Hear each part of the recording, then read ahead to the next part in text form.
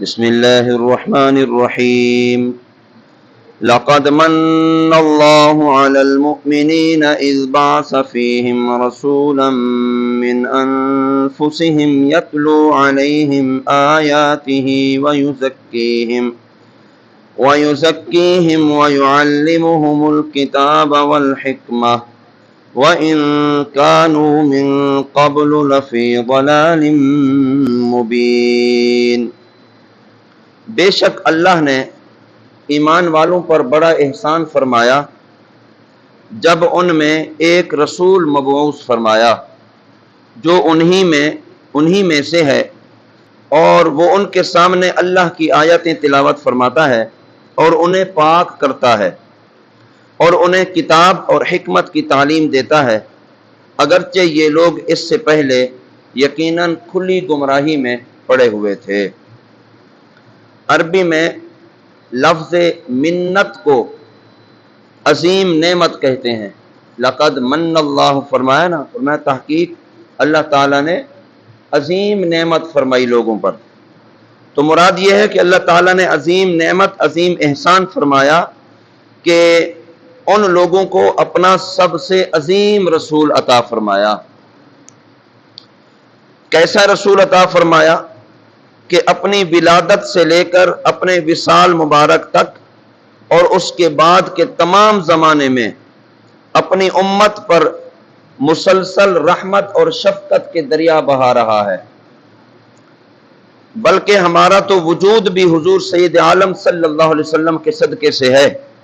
کہ اگر آپ نہ ہوتے تو کائنات میں اور اس میں بسنے والے بھی وجود میں نہ آتے۔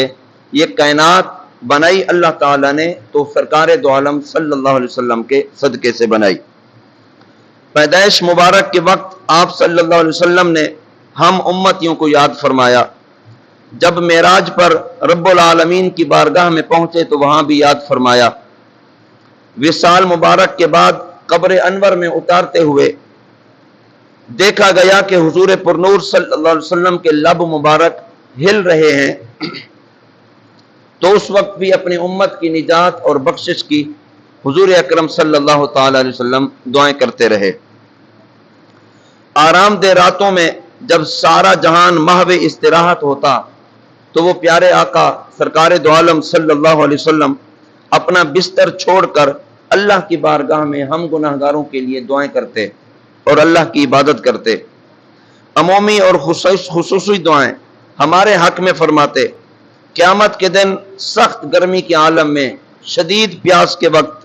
رب قہار کی بارگاہ میں ہمارے لیے سر سجدے میں رکھیں گے اور اللہ کی بارگاہ میں شفاعت کریں گے اور امت کی بخشش کی درخواست کریں گے۔ کہیں امتیوں کے نیکیوں کے پلڑے بھاری کر رہے ہوں گے، کہیں پل صراط سے سلامتی سے گزار رہے ہوں گے، کہیں حوض کوثر سے اپنی گناہگار امت کو سیراب کر رہے ہوں گے، خود غمگین ہوں گے لیکن ہمیں خوشیاں عطا فرما رہے ہوں گے، اپنے نورانی آنسوں سے امت کے گناہ دھوئیں گے، اور دنیا میں ہمیں قرآن دیا، ایمان دیا، خدا کا عرفان دیا، اللہ کی پہچان دی، ہزار ہاں وہ چیزیں جن کے ہم قابل نہ تھے، اپنے سائے رحمت کے صدقے ہمیں عطا فرمایا۔ الغرض حضور سید دو عالم صلی اللہ تعالی علیہ وسلم کے احسانات اس قدر کثیر در کثیر ہیں کہ انہیں شمار کرنا انسانی طاقت سے باہر ہے۔ تو اللہ رب العالمین نے اس امت پر، ان لوگوں پر احسان عظیم فرمایا کہ اپنا پیارا محبوب اس امت پر مبعوث فرمایا اور حضور صلی اللہ علیہ وسلم نے اس امت میں بھیجا۔ تو حضور اکرم صلی اللہ تعالی وسلم کی تشریف آوری پر اللہ کے احسان پر شکر ادا کرنا چاہیے کہ اللہ تعالیٰ نے ایسا پیارا محبوب بھیجا کہ جو دنیا اور آخرت میں ہمارے لیے اور ہماری کامیابیوں کے لیے ضمانت دے رہا ہے۔ اولما اصابتكم مصیبۃ قد اصبتم مثلیہا قلتم انا ھذا قل هو من عند انفسکم ان اللہ علی کل شیء قدیر۔ وما اصابكم يوم التقى الجمعان فبإذن الله وليعلم المؤمنين۔ غزوہ احد کا بیان ہے، اسی پیرائے میں یہاں بیان کیا جا رہا ہے کہ تمہیں میدان احد میں تکلیف پہنچی کہ تم میں سے 70 لوگ شہید ہو گئے، جبکہ میدان بدر میں کفار کے 70 آدمی مارے گئے تھے اور 70 آدمی ان کے قید ہو گئے تھے۔ تو کفار کا نقصان تو دگنا ہوا۔ اس پر فرمایا کہ جب تمہیں میدان احد میں ایسی تکلیف پہنچی کہ جس سے دگنی تکلیف تم کافروں کو میدان بدر میں دے چکے ہو، تو تم یہ کہنے لگے کہ ہمیں یہ تکلیف کیسے پہنچی کہ ہمارے 70 آدمی شہید ہو گئے، جبکہ ہم مسلمان ہیں اور ہم میں سید العالمین صلی اللہ تعالی وسلم تشریف فرما ہے۔ تو اس پر انہیں جواب دیا گیا کہ اے حبیب صلی اللہ علیہ وسلم، آپ ان سے فرما دیں کہ تمہاری اپنی ہی طرف سے یہ مصیبت آئی ہے کہ تم نے رسول اکرم صلی اللہ علیہ وسلم کی مرضی کے خلاف مدینہ طیبہ سے باہر نکل کر جنگ کرنے پر اصرار کیا، پھر وہاں پہنچے تو اس کے بعد حضور اکرم صلی اللہ علیہ وسلم کی شدید ممانعت کے باوجود غنیمت کے لیے تم نے مرکز کو چھوڑ دیا، تو یہی بات تمہارے قتل اور نقصان کا سبب بنی۔ میدان احد میں کافروں اور مسلمانوں کے مقابلے کے دن تمہیں جو تکلیف پہنچی تو وہ اللہ تعالیٰ کے حکم سے تھی، اور اس لیے پہنچی کہ اللہ تعالیٰ ایمان والوں کی پہچان کرا دے، لہذا تم اللہ کے فیصلے پر راضی رہو۔ وَلِيَعْلَمَ الَّذِينَ نَافَقُوا وَقِيلَ لَهُمْ تَعَالَوْا قَاتِلُوا فِي سَبِيلِ اللَّهِ أَوِ ادْفَعُوا قَالُوا لَوْ نَعْلَمُ قِتَالًا لَاتَّبَعْنَاكُمْ هُمْ لِلْكُفْرِ يَوْمَئِذٍ أَقْرَبُ مِنْهُمْ لِلْإِيمَانِ